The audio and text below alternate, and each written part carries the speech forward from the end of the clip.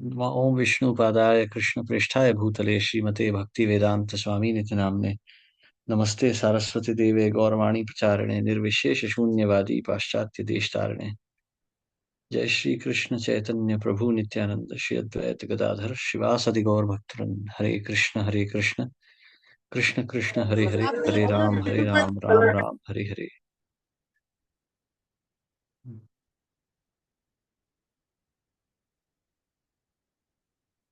So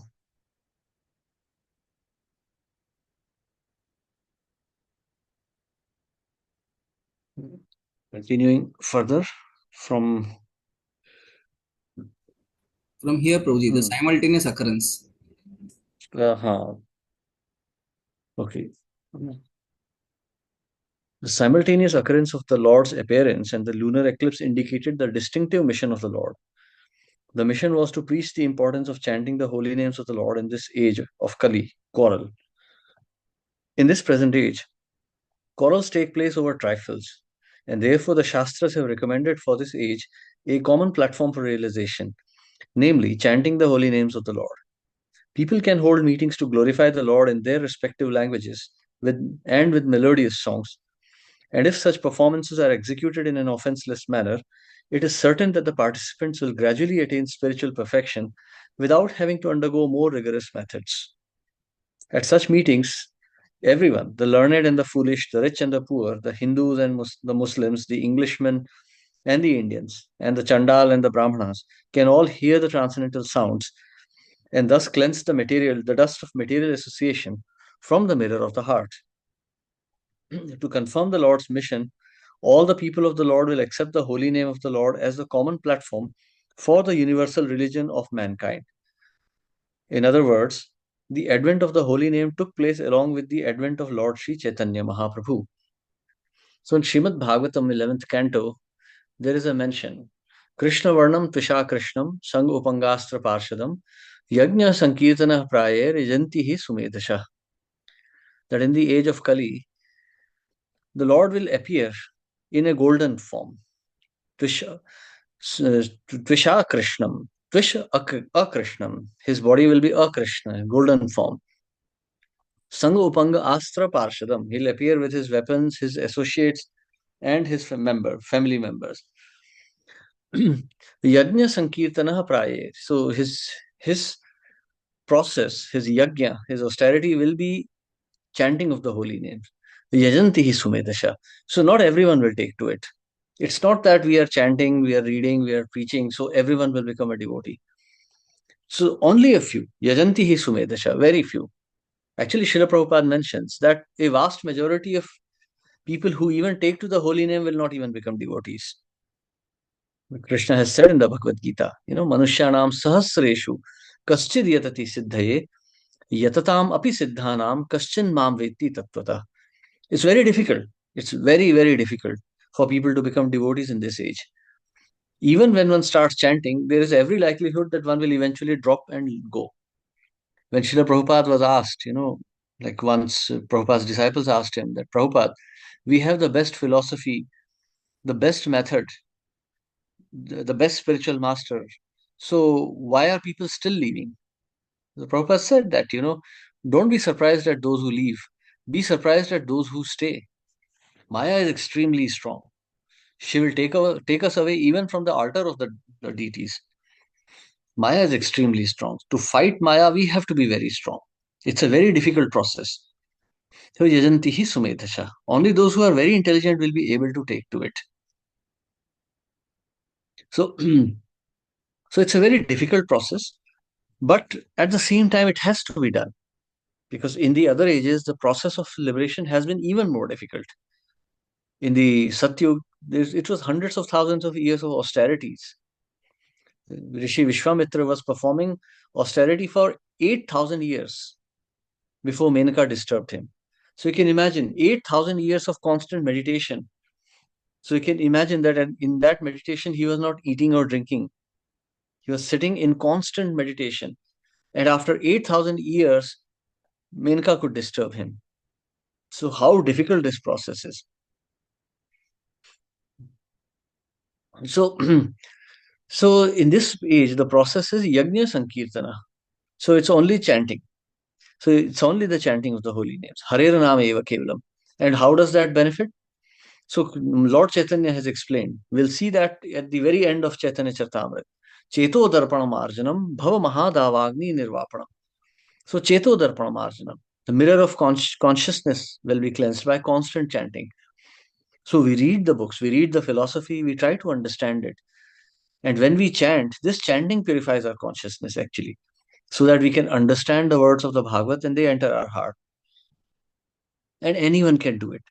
Of course, if one is in a lower stage of life, if one has a Shudra form, or if one is in the form of or in the body of a lady, one has to work harder.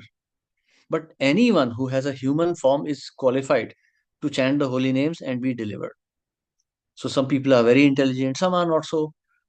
So whether one is intelligent or whether one is not, it's just a question of which mode is affecting us. So sometimes, like here in the West, we see people are extremely intelligent, technically, but spiritually they are dull. They're like animals because the mode of passion and ignorance are so strong. The so-called scientific technical knowledge that we acquire is nothing but knowledge in the mode of ignorance and passion. So if the mode of passion is very strong, one will become a very good engineer, very good doctor, or whatever. But that will not enlighten one spiritually. Krishna has already explained the various items, the 20 items of that he calls knowledge. That's in the 8th chapter of Gita. So that knowledge can only be acquired by constant chanting and reading. Nityam Bhagavad Sevaya. So by constant reading of Bhagavad, by constant service to the devotees, and of course by constant chanting of the holy names. So continuing, Hare Krishna, when Prabhu. the Lord was on, yes, Prabhu. So, as we hear from this verse that Cheto Darpanam Marjanam, so actually the chanting of the pure chanting of the holy name actually cleanses the mirror of the heart. So, Yes. sometimes devotees ask that what is the connection between reading and hearing and chanting? Are they Hmm. supplementary to each other? Are they helping each other, or they are distinct? Like, so how the reading and hearing the scriptures will help in chanting or help in improving the Hmm. consciousness. See, there is no difference between reading and chanting. It's the same. But then again, what is the difference between, say, dal and rice? If one can only eat rice, one can only eat dal, then why do we eat them together? They have So their it's own like this. nutrition. Yeah, So it's like this. When we are chanting the holy names of Krishna, we must also understand. Of course, this kind of, you can say, ignorant chanting will also benefit because holy name is holy name. But if there is an opportunity to understand who is Krishna, why should we worship him, then we should do it. So Bhagavad Gita, Srimad Bhagavatam, I mean, together they're called the Bhagavad literatures. The study of the Bhagavad literatures helps us identify our objective, helps us understand. So, for example, if you have a guest in your house, say your parents come to visit you, you can cook something for them and they'll feel happy. But it will be better if you know what they like. You can cook anything they want, I mean, anything you feel like, and they may accept it because you're their child. But if you cook what they like, then they'll be happier still. So when we are chanting the names of Krishna, if we try to understand Krishna, then certainly the chanting is in the mode of goodness. So many times we see, and this is a very common problem nowadays within our movement, that people love to chant, but they don't want to hear anything. Oh no, Prabhu, philosophy. I've also heard this, philosophy is too boring. So that means Krishna is boring. You don't like Krishna. You just like to make some sounds. Srimad Bhagavatam. See why we are studying the character of Lord Chaitanya? Because he is Bhagavat. He's the person Bhagavat. He lived the Bhagavat and he preached Bhagavatam. Otherwise, Mahaprabhu would have said, okay, simply chant. Why would he then talk about Bhagavatam? Why would he study the Bhagavatam with his inner circle of devotees? Because when we study the Bhagavatam, we understand who is Krishna. That gives us greater ecstasy. If we think that Bhagavatam or Bhagavad Gita are too philosophical, I'm not so intelligent, I don't like it, then certainly we are in the mode of ignorance. Otherwise, Shukdev Goswami would have simply told Parikshit Maharaj to chant for 7 days and 7 nights. Why would he speak the Bhagavatam? So, Nashta Prayeshva Bhadreshu Nityam Bhagavat Sevaya. So, there is so much nonsense in our hearts which is disturbing us. By the study of Bhagavat, that nonsense is destroyed. Because that nonsense within our heart is a distraction, it's a hindrance to pure chanting of the holy name. That's why we study the scriptures. Thank you so much, Prabhuji. There's some one sloka which highlights what you just mentioned, that surrender by knowing him, something like that. Like, so then if you know, or if you try to know Lord and then you chant, then it really is what Lord wants, right? I'm not able to recollect the sloka. Do you Yeah, recollect you that? can find it and tell me. Okay, I thought you'll remember it. Yeah, I am not able to recollect So, that. So Hare somewhere, Krishna Prabhuji. yes. And in this yes. context, even I have read one shloka, I don't remember that shloka, but it is said that to understand Krishna, it is not possible even by the demigods or sages or demons or the animals. So then we have also, it is said that we should know who is Krishna, we should understand Krishna. So how is it possible? To which extent should we know him? Understanding him totally is not possible. So, like, what should we know about him? The basic characteristics, or how much should we know about him? Whatever the Guru tells you, whatever the spiritual master tells you, you have to understand. See, you have to understand Krishna from the spiritual master. Tad vidhi pranipatena pariprashnena sevaya. Upadekshanti te jnanam jnaninas tattvadarshina. The spiritual master is here to guide us for that purpose. So, within ISKCON, Srila Prabhupada has given Bhagavad Gita and Bhagavatam, Chaitanya Charitamrita, nectar of instruction, nectar of devotion to understand Krishna. So, for instance, we start off with Bhagavad Gita. I'm not talking about Srila Prabhupada's smaller books because they are derivatives of Bhagavatam and Bhagavad Gita only, but the scriptures that Prabhupada commented upon. So, for example, Bhagavad Gita. Bhagavad Gita is essentially the preliminary instructions given by Krishna. What is the soul? What is the connection of the soul with the material nature? What is its connection with the spiritual world? And how to realize it? That's the process given in the Bhagavad Gita. Srimad Bhagavatam is a personification of those instructions. Here, the Lord shows by his own example how the great devotees lived this life. And in Chaitanya Charitamrita, it is explained in our context, the context of Kali Yuga, how in this degraded age devotees can still live a pure life. Besides this, there are many other scriptures. There is Padma Puran, there is Vishnu Puran, there is Garud Puran, which are also talking about the subject matter of Narayan, Vishnu, and Krishna. Besides Chaitanya Charitamrita, there is Chaitanya Mangal, Chaitanya Bhagavat, and many other books like Chaitanya Manjusha. These books are also explaining about Lord Chaitanya. But Srila Prabhupada has handpicked these three books, Bhagavad Gita, Bhagavatam, and Chaitanya Charitamrita, so that we can understand how to lead a pure Bhagavat life. And then if you become purified, your natural enthusiasm for Krishna arises. You can study Nectar of Devotion, Bhakti Rasamrita Sindhu, which explains about the various moods of Krishna and his devotees and how to understand them, how they are applied. There are many other books in the same category as Bhakti Rasamrita Sindhu. There is, for instance, there is Geet Govind, there is Kavi Karnapura's writings.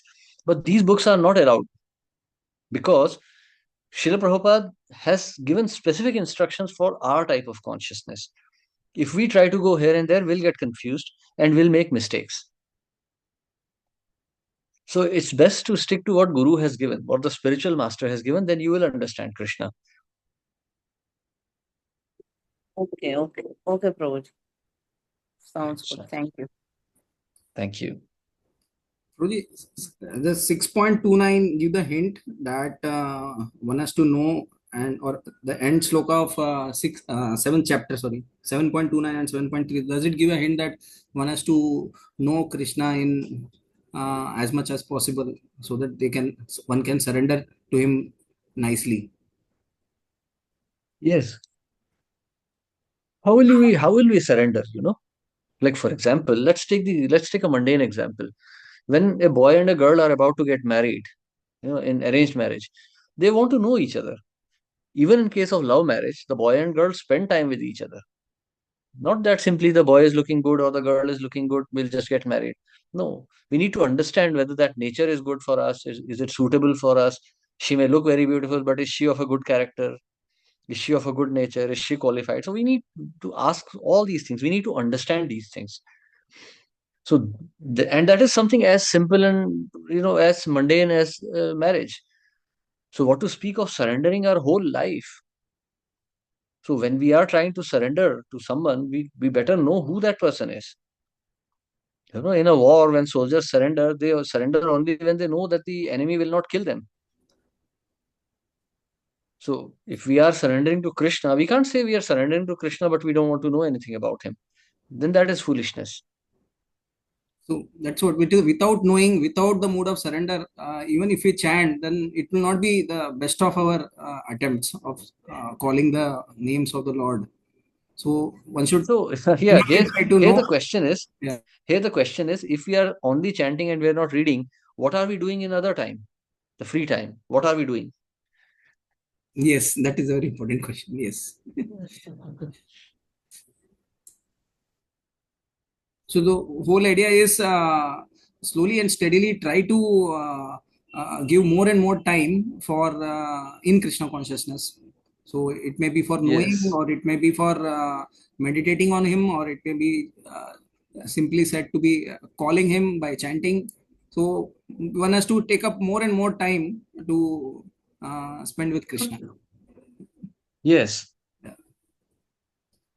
So It should be gradually like then, you know, not like a limited edition thing. Okay, मैंने अपना 2 hours I spent for Krishna nice and some 1 hour, half an hour did it. Okay, now I'm done with it now. So then that is still not the yes. right consciousness. It's a good, it is good endeavor, but not really justifying the requirement.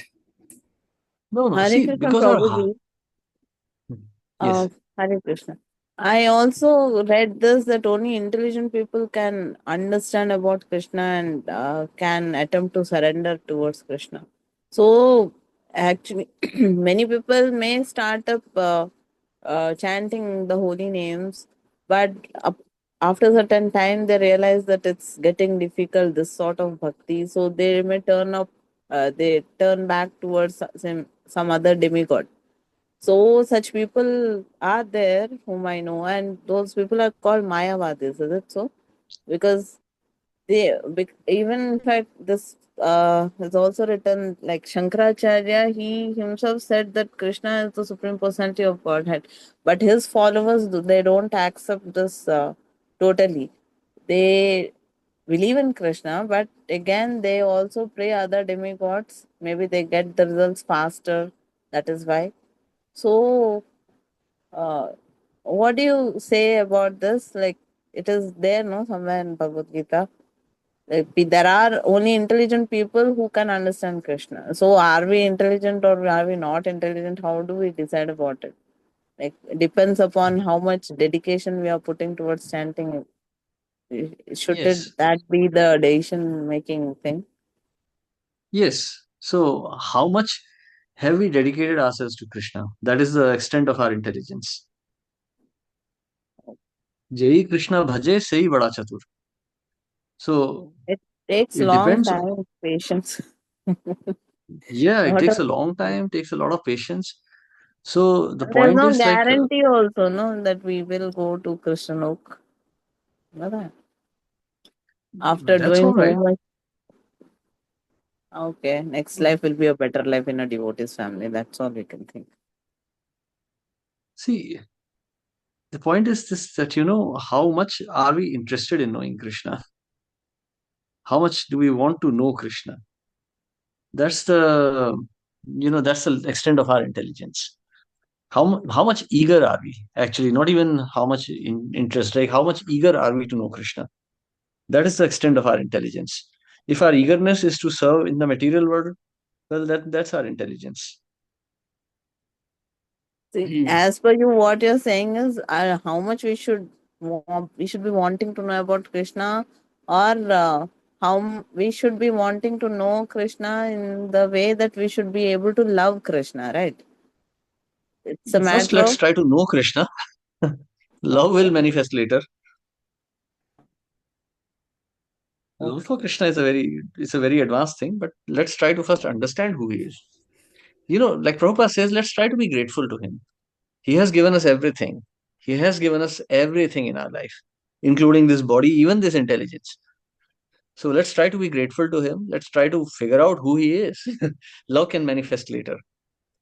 That's Nitya true. Siddha But Krishna Nama Sadhya Prabhupada Kabunai. also Prabhupada also says if you chant, you will go to Goloka. So majority of people, whoever here, they think, okay, if we chant, we'll go to Goloka. That means that becomes one objective.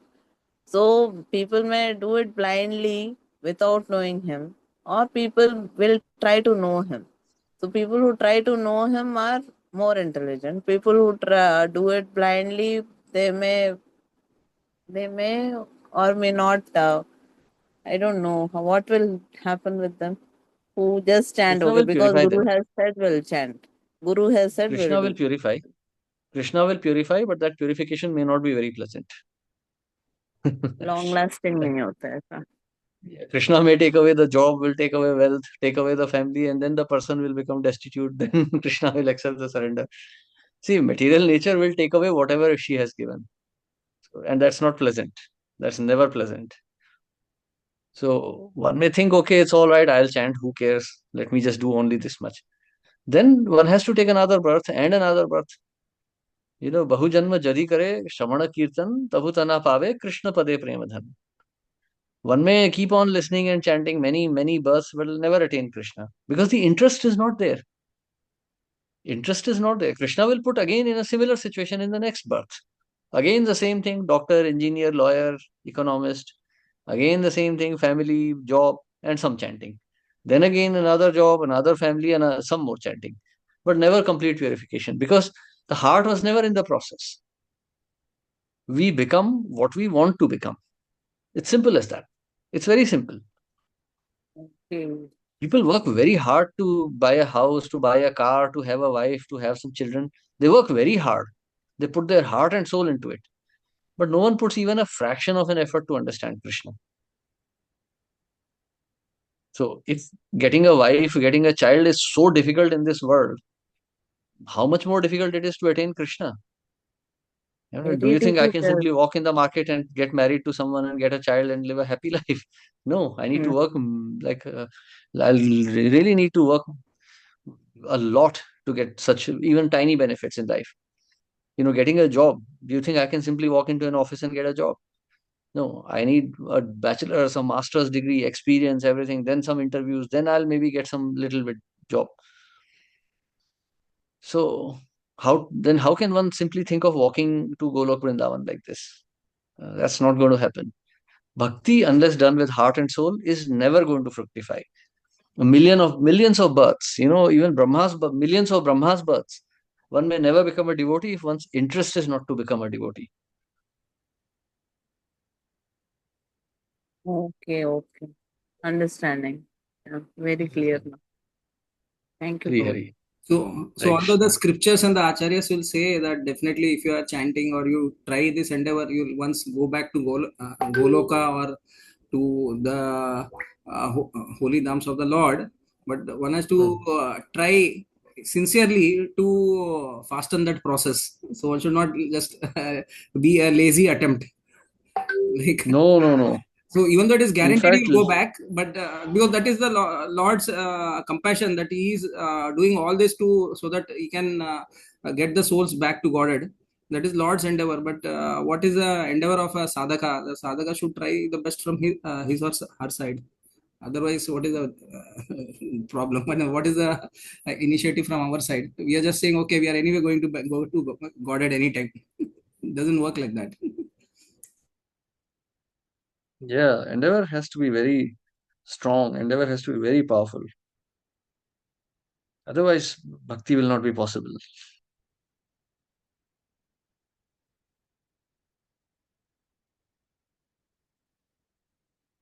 Very clear. Thank you, Hari Krishna. Hare Krishna. Okay.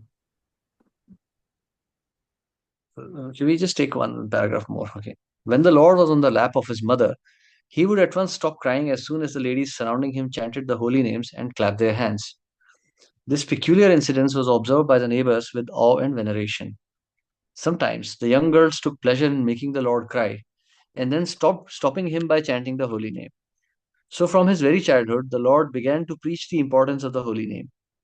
In his early age, Lord Sri Chaitanya was known as Nimai. This name was given by his beloved mother because the Lord took his birth under a neem tree in the courtyard of his parental house. When the Lord was offered solid food at the age of 6 months in the Annaprashan ceremony, the Lord indicated his future activities. At this time, it was customary to offer the child both coins and books in order to get some indication of the future tendencies of the child. The Lord was offered on one side coins and on the other the Srimad Bhagavatam. The Lord accepted the Bhagavatam instead of the coins. When he was a mere baby crawling in the yard, one day a snake appeared before him and the Lord began to play with it. All the members of the house were struck with fear and awe, but after a little while the snake went away and the baby was taken away by his mother.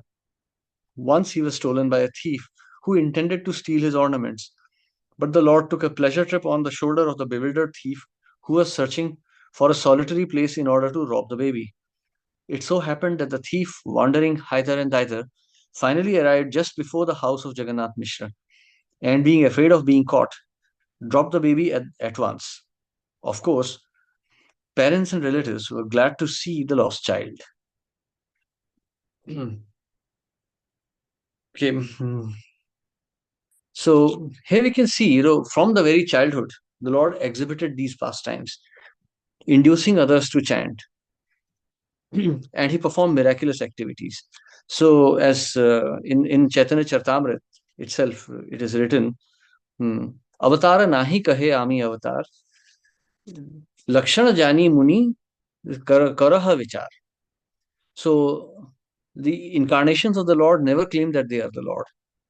But sage Vyasdev understands the purpose, the symbol, the symptoms of the incarnation, and then he puts them down in the scriptures. So Lord Chaitanya actually never proclaimed himself to be Krishna, but by his activities he showed that he was Krishna because he induced everyone to chant.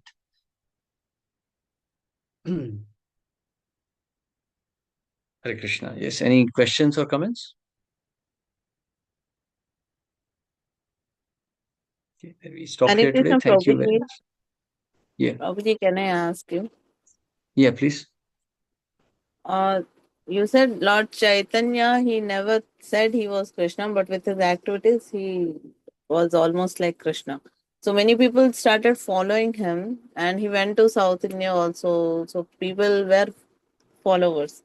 So generally in India, it so happens that people, if they follow somebody, then they'll start, putting up him as a god. So why Chaitanya Mahaprabhu does not have so many temples the way Krishna has so many temples? They are in Bengal. Lots of temples in Bengal. If you go to Navadvip, you'll find lots of temples of Lord Chaitanya. No, but in South India he went no for a longer time. But there are no so many temples. Maybe because he was born in Bengal, or I don't know how so many temples are there in Bengal. But South India, they have institutions, education institutions on the name of Chaitanya. There are Chaitanya group of institutions. All possible colleges are there. There are names also for children. The parents they put Chaitanya, but I don't find temples of Chaitanya Mahaprabhu. There are few idols here and there, like in Simhachalam, in the entrance, there is one Chaitanya Mahaprabhu deity. So, like that, there are here and there very few. See, many reasons for it. First of all, his activities were prominently in Bengal and Odisha, where he revealed all his pastimes. In South India, Mahaprabhu went as a preacher. So, in fact, from South India, there were predominantly, you can say, only three main devotees. There was Venkat Bhatt, there was Prabodhanand Saraswati Thakur, and there was Gopal Bhatta Goswami. And they were all in the same family only. Two brothers and their and their child. Venkat Bhatt's son was Gopal Bhatta Goswami, and their uncle and his uncle was Prabodhanand Saraswati Thakur. So He went mainly as a preacher and not for too long. It was just like a few years trip. And there too, he did not stay for too long in one place. He was just wandering. So he just traveled. So, and besides, he's Chan avatar. He's a hidden avatar. He did not come to preach his own glories. He just came to preach the glories of Krishna. And other thing is, as you read in Chaitanya Charitamrita, the doctrines in South are very strong, like the Sri Vaishnava doctrine or the Tattvavadi doctrine. They are very strong in South India. So even though some people may accept, not everybody in the South also accepted Mahaprabhu's preaching. So Yajanti hi Sumedasha, only those who are very intelligent.